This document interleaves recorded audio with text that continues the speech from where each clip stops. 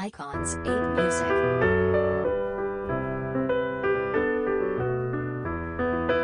Eh bien, salut à tous et bienvenue dans cette nouvelle vidéo. Aujourd'hui, on va parler des sélecteurs spéciaux en CSS. En effet, dans cette vidéo, je vais te montrer 5 sélecteurs spéciaux qui vont te permettre de réaliser des choses incroyables. Donc, la plupart du temps, on se cache la tête pour faire des choses très simples, mais avec beaucoup de lignes de code de fois inutiles. Donc, aujourd'hui, je vais te montrer comment faire beaucoup de choses avec 5 sélecteurs. Il s'agit en fait de notes, de is, where, donc il permet de réaliser presque la même chose, placeholder shown et WebKit input placeholder. Donc par la suite on va parler de invalid, de valid et de inRange. Donc pour savoir à quoi sert le sélecteur, je vous invite à regarder cette vidéo jusqu'à la fin, partager, liker si elle vous plaît et surtout on se retrouve juste après la transition.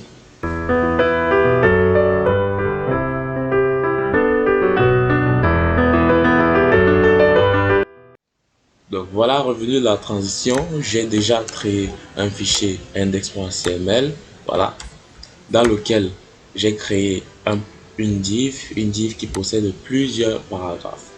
Donc ici on va du premier sélecteur qui va nous être très utile, il s'agit de note. En fait, note, son rôle c'est de quoi? C'est de dire, pour cette div-ci, nous on veut appliquer la couleur rouge aux 3 paragraphes-ci par exemple. Donc on veut exclure ces derniers. Donc qu'est-ce qu'on fait? On utilise la propriété, le sélecteur note. Donc, excusez cette erreur de langage, c'est juste l'habitude, le sélecteur note. Donc, qu'est-ce qu'on fait? On vient là. Notre élément P, il est situé dans une div. Donc, on met div, on met 2 points pour déclarer note. Et à l'intérieur de ce note-là, on précise l'élément qui ne doit pas posséder les caractéristiques dont on va appliquer à tout le reste du groupe. Donc ici, j'ai spécifié cet élément grâce aux classes. J'ai mis C4. Donc je peux mettre C4, puisque c'est une classe, on met point. Donc voilà, et j'applique la propriété que je vais appliquer à tout le groupe. Donc je mets l'arrête, voilà. Et je viens là, j'actualise. Vous constatez que tout le groupe, lui, il est rouge. Et pourtant, celui-ci, il n'est pas rouge. Donc, qu'est-ce qu'on fait? Je vais supprimer ceci pour que ce ne soit pas très bizarre à voir. Donc voilà, donc vous voyez que tout le groupe est rouge, tandis que celui-ci, il n'est pas du tout rouge, il est exclu. Donc pourquoi on a bien précisé C4? Donc on peut venir mettre C2, la même chose, et vous voyez que tout le groupe est en rouge, sauf cette ligne-ci.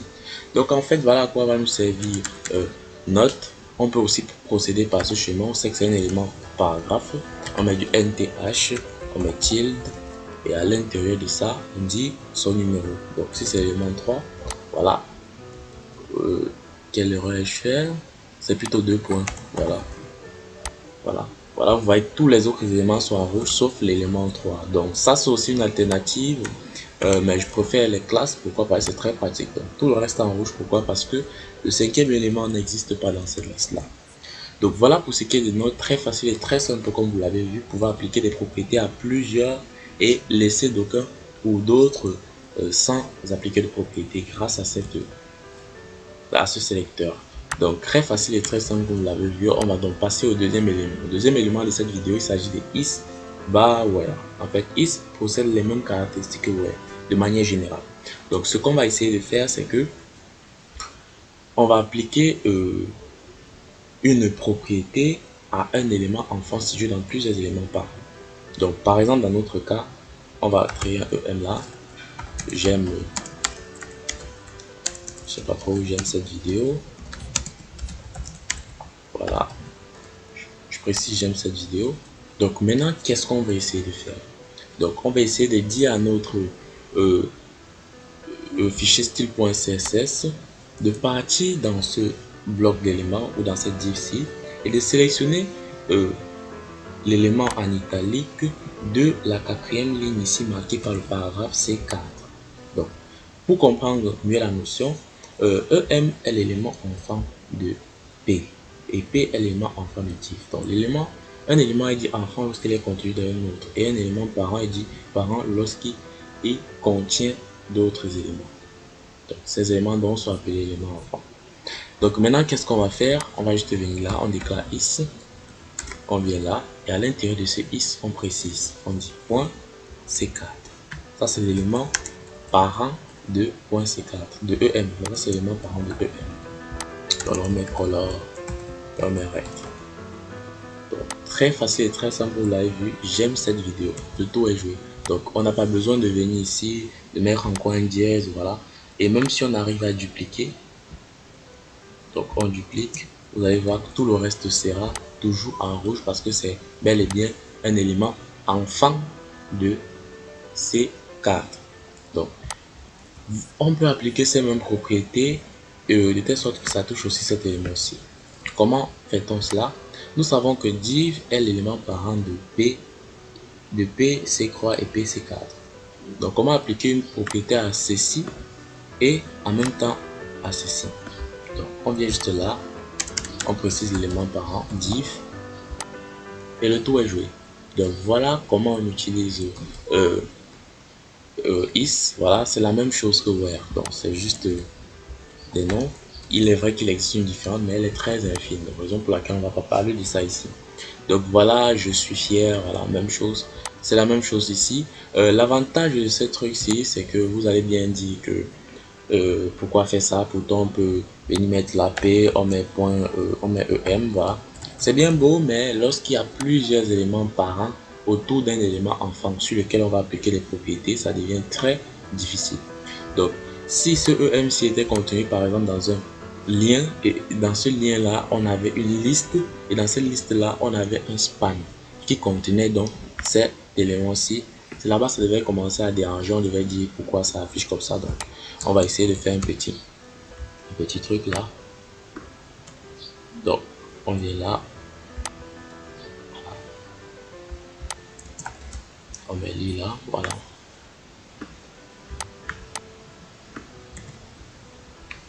Donc on vient là, on précise, voilà. Donc voilà pour ce cas là par exemple, on veut mettre en forme rien que ce EMC et non celui-ci.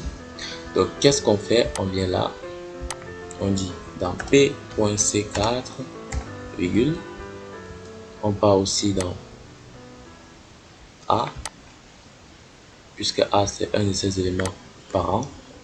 A, on part aussi dans l'I, voilà, et on applique la propriété. Donc voilà, vous voyez que celui-ci, voilà sa couleur qui est comme ceci. Donc vous allez me dire pourquoi ceci affiche comme ceci. Pourquoi? Parce que PC4 est l'élément parent de EM lui aussi. Donc si on vient ici, on efface PC4. Donc voilà, vous voyez que ça disparaît tout simplement. Donc lorsque l'élément PC4 est l'élément parent de EMC et du EMC, c'est ça qui fait en sorte que les deux sont en rouge. Donc lorsqu'on efface ça, vous voyez, c'est différent. Donc en gros, voilà comment réaliser un truc pareil. D'autres vont dire, voilà, je préfère utiliser cette méthode-ci, voilà. Mais je vous le conseille beaucoup pour ce qui est de lorsque vous allez par exemple faire vos headers, vous voulez spécifier qu'un élément doit rester par exemple en blanc. C'est très intéressant de pouvoir réaliser des trucs comme ça de manière très simple. Que de chaque fois venir mettre des NTH, de partir par ceci, de mettre des ID, voilà. De fois qui vont nous embrouiller jusqu'à la fin. Donc voilà pour ce qui est de is et de where. On va passer donc maintenant à placeholder, shown et placeholder. Donc quand je dis placeholder, vous allez comprendre juste après. Donc voilà, on peut mettre ça en commentaire. Et ici, on va essayer de définir un formulaire. Forme. Et à l'intérieur du formulaire, on va mettre méthode. Et dans cette méthode, on va mettre post. Donc, ici, qu'est-ce qu'on va faire? On va mettre un P, un paragraphe. Veuillez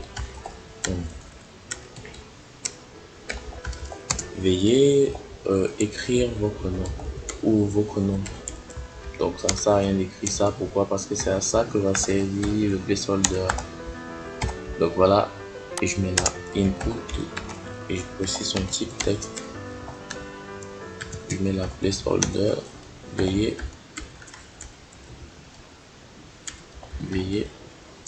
entrer votre nom. Donc qu'est-ce qui se passe? Voilà, on a un formulaire, ouais, qui possède un input. Donc première méthode que je vais vous montrer, il s'agit de WebKit input placeholder. Donc qu'est-ce qu'on va faire? On va mettre deux points, on va mettre tiret, on va mettre webkit et on va mettre plate input, voilà, et on va mettre placeholder tout simplement. Et à l'intérieur de ça, maintenant, on va ouvrir les accolades et on va appliquer une couleur color red.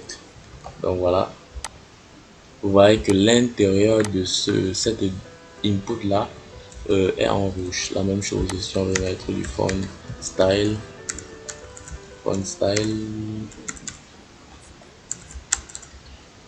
voilà, on met la italique par exemple.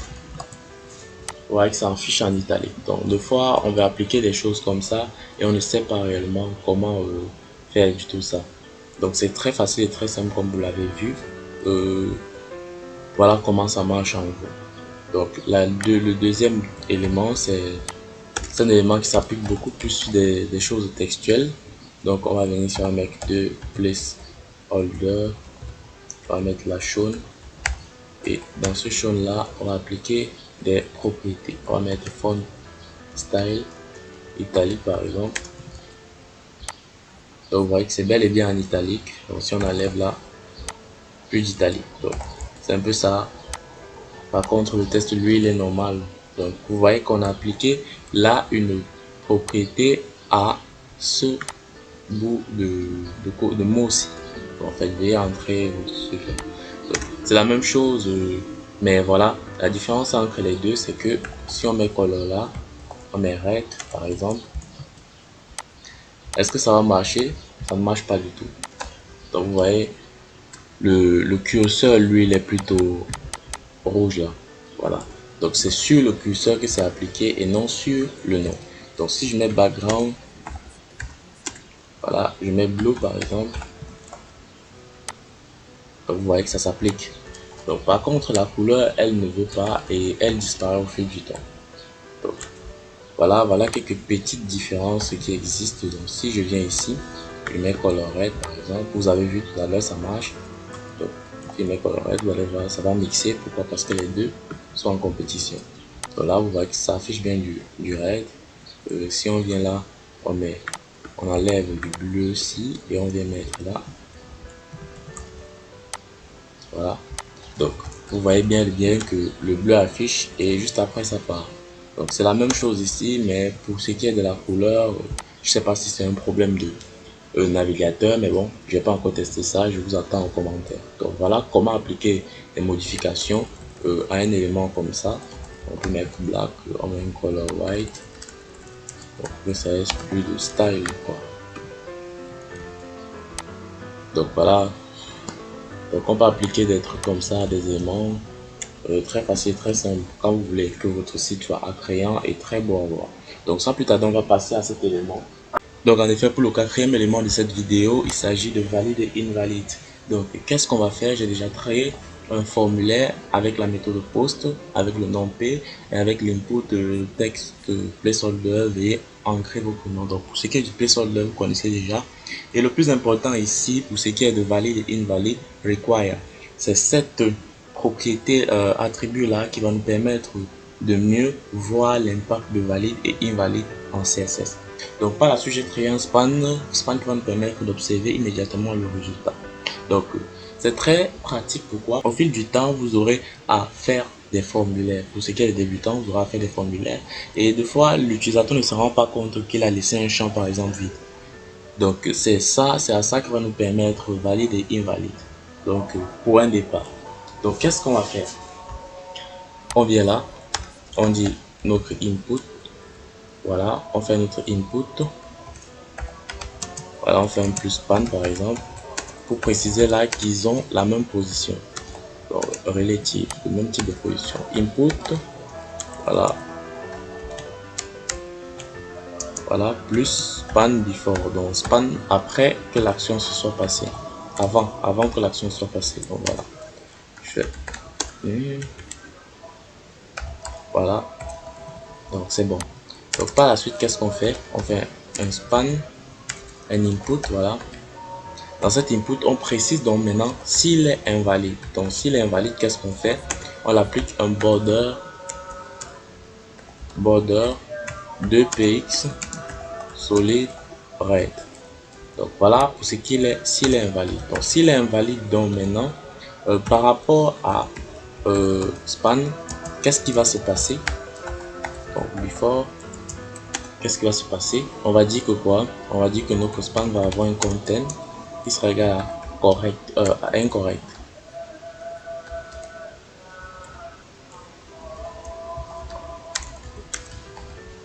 Donc voilà pour ce qui est de content, et on va préciser que la couleur ici est rouge. Donc on va faire la même chose pour valide sans plus trop se casser la tête. Donc voilà, et on vient juste là, on met green, correct, voilà, et on met là green aussi.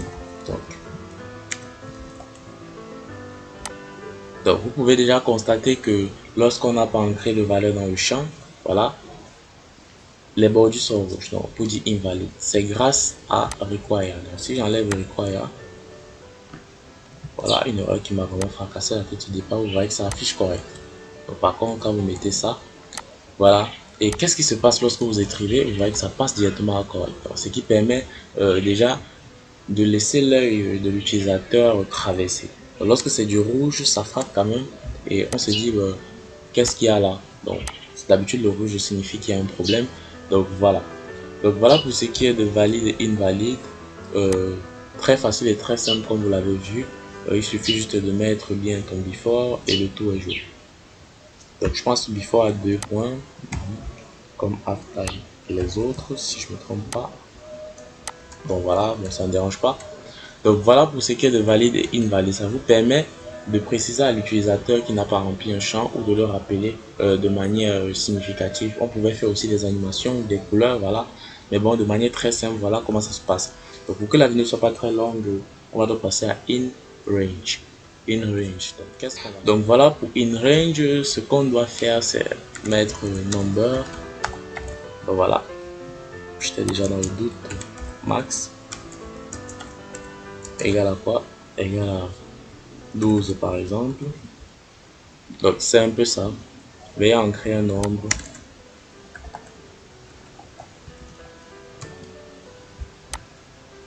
Donc voilà pour ce qui est de... On va effacer l'autre côté. On va effacer ce style là. Donc voilà. Qu'est-ce qu'on veut ici en fait? Donc ici on veut que lorsque la valeur va dépasser 12, que le background de l'input passe au rouge. Donc c'est en fait à ça que va servir une range pour dire est dans l'écart des valeurs et lorsque ce n'est pas le cas, on applique une couleur ou un effet qui va permettre de nous dire que nous ne sommes pas dans l'intervalle. Donc c'est à ça que va nous servir une range. Donc voilà. Donc pour ce faire, on va passer donc au CSS. Donc au CSS, qu'on va faire un input. On va dire que quoi? Lorsque cet input, pour ne pas trop perdre du temps, est correct, qu'est-ce qu'on fait? On fait un background blue.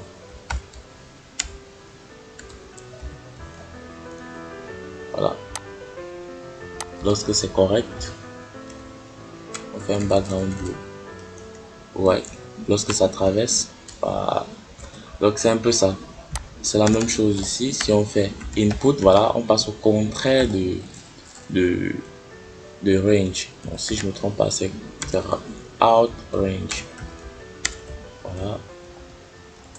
On met background orange par exemple. Donc on passe normalement, on met red. Et ici on met tomato par exemple. Donc voilà, tomato point de départ, et lorsqu'on traverse, out of, voilà, c'est out of range. Si je ne me trompe pas, oui, voilà. Donc voilà, lorsque ça traverse, ça se fonce. Quelle couleur? Silver. On met du silver, c'est mieux. Donc voilà, nous sommes à 4. Est-ce que 4 est supérieur à 12? Non. Nous sommes à 7. Est-ce que c'était du supérieur à 12? Non. Nous sommes à 12. Est-ce que 12 est supérieur à 12? Non. C'est plutôt égal. Donc quand ça tresse, vous voyez, ça fait en sorte que le champ change de couleur. Donc voilà en quelque sorte quelques propriétés qui sont très utiles et très faciles à utiliser aujourd'hui, voilà, qui peuvent vous permettre de faire des choses ultra géniales. Donc n'hésitez pas à mettre des choses en commentaire, de liker, de partager cette vidéo. Sur ce, on se dit ciao ciao. Icons 8 Music.